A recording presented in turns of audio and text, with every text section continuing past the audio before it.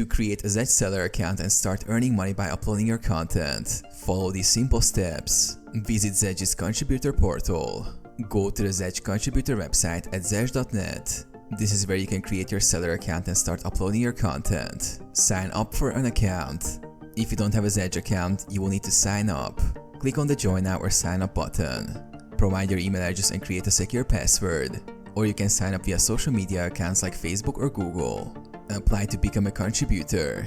Once signed in, apply to become a Zedge contributor. Fill out the application form and provide necessary details about your content. This may include the type of content you plan to upload, such as wallpapers, ringtones, or other personalized items.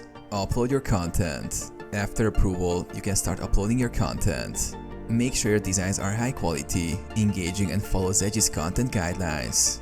You can upload various types of content like wallpapers, ringtones, and notification sounds. Monetize and track earnings. Zedge runs an ad revenue sharing program. As users download your content, you will earn a share of the ad revenue. Monitor your earnings and optimize your content to increase visibility.